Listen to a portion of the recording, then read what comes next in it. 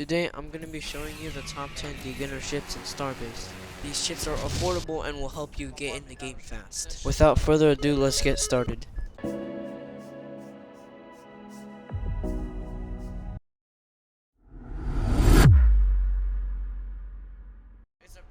This is the IF-2. The reason why it's even on the list is because it's actually a really decent fighter.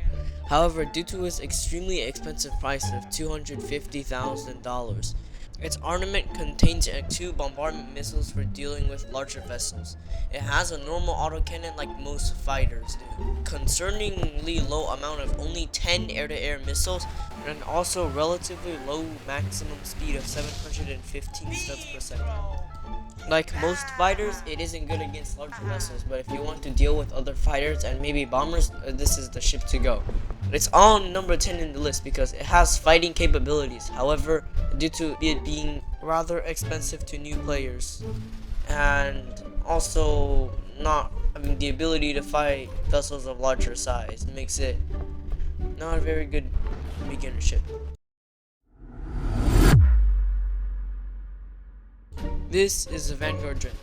It is probably one of the most cracked shield destroyers in the game, as it doesn't cost too much. Stop the cap! And it does a great deal of damage to shields.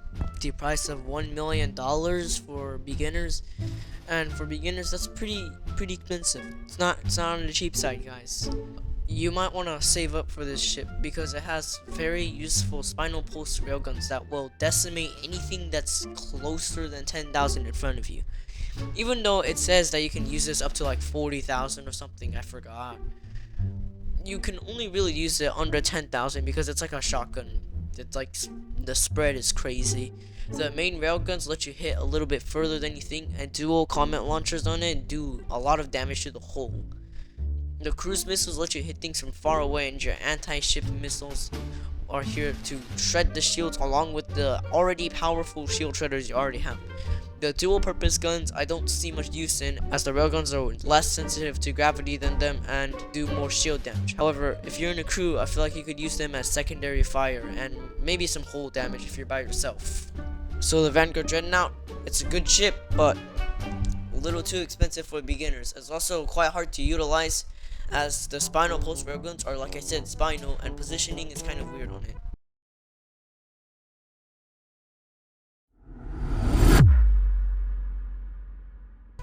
This is the EF-1.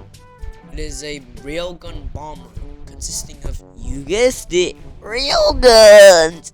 It has 2 railguns that, just like the Vanguard Dreadnought, can do heavy damage to shields.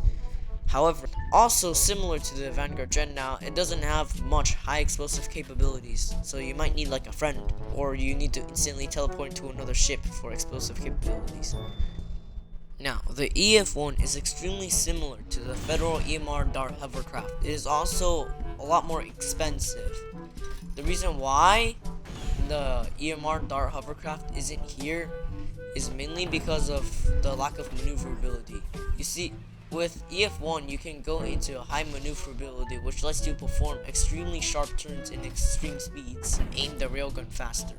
Now, for disadvantages, it's very expensive. It's more expensive than the hovercraft, selling at 250,000 instead of only 100,000. And what it looks like is that the only explosive capabilities it has is the bombs that you can never hit for some reason, because of planets and gravity. This gravity in the game is just so weird.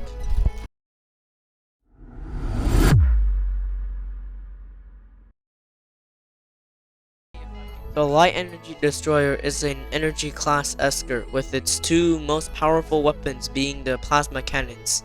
The plasma cannon does a lot of damage to shields, and the ship has some anti-strike craft capabilities.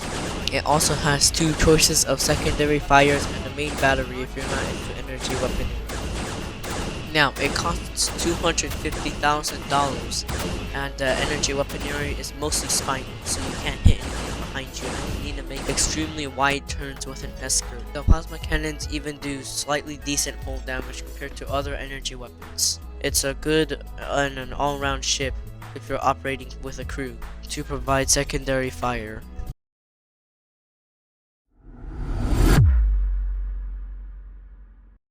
The assault corvette is a cheap, no-skill spraying ship, with its main strategy be hopping on one and holding down F and just hope that you'll hit the target. Another different strategy could include using the railgun to burst once into their shields and then also, yet again, spamming your anti-tank autocannons. I'm pretty sure the main purpose of the ship was actually to counter one of the other ships I will mention in this video later, with it having 64 rockets to absolutely spray down ground vehicles. If you're looking to camp other people at spawn, yeah, it's a ship for you.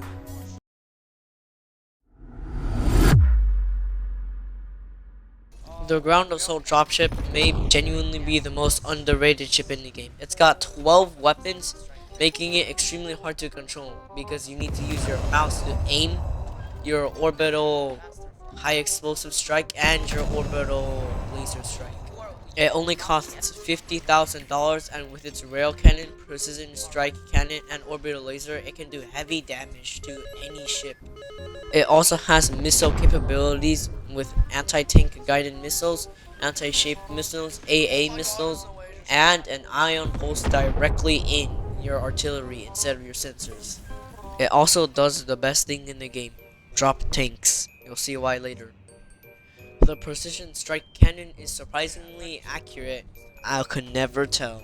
It's a surprisingly accurate armor piercing and high explosive round, dealing lots of damage both ways. The rail cannon and orbital laser also offer great shield damage. The ship's defense against strike craft have both point defense and CIWS to defend against missile strike craft. However, it has very low health, even comparable to a light Esker. The ship has extremely high maneuverability for a carrier and probably is comparable to one of the better maneuverable Eskers. It's a good ship overall and extremely fun to play.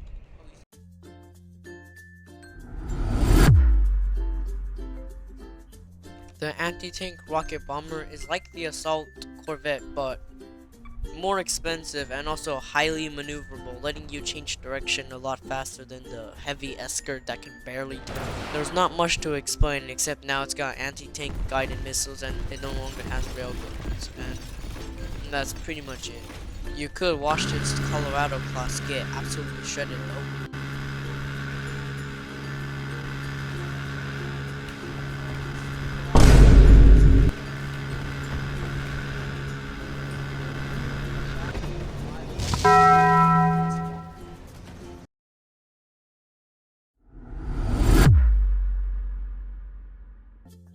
Hello, this is Future Nubby. I lost all my footage for the Cannonade Frigate, so here's me explaining it. The Cannonade Frigate is an interesting frigate. It's called Barrage. Its main weapon consists of comet launchers. It's in the Barrage class as it uses 2 comet launchers to deal heavy damage to both shield and hull. The ship isn't very maneuverable, but the turning speed of the cannon is pretty fast.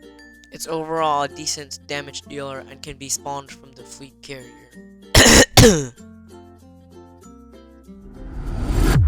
What the hell? What? No, that's not possible. This is literally a ground assault dropship. You explained this literally 5 seconds ago. Nubby, you're literally tweaking. Okay. Hear me out. The hover tank is actually insane. I mean, look, it costs $500. Does whatever amount of crazy damage that the main gun does with its armor-piercing fin stabilized rounds. I couldn't remember the entire thing. The only downside of why I picked number 2 instead of number 1 is that it's extremely hard to move in space. I have still not mastered grappling with the gravity beam, and it's kind of tipping me off every time I fall to a planet and I just can't grab onto it. Yeah, that is why ground assault dropship is number 4. Even though it has low health, it can spawn the hover tank, which deals crazy damage to the shields. The tank, however, is not very fun to play with, and like I said, the movement is extremely choppy, but the amount of damage it does is just hilarious. It's genuinely funny. you can see how much damage it does. This XC850 Super Dread, this guy's shields went down in under 30 seconds. From the first shot fired all the way to no shields in 30 seconds. Like, this is just hilarious with the amount of damage it does. You can also switch to the anti-aircraft.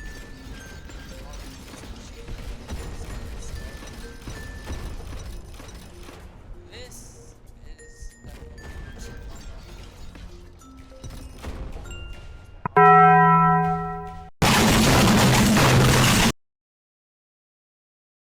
And now, the moment you've all been waiting for.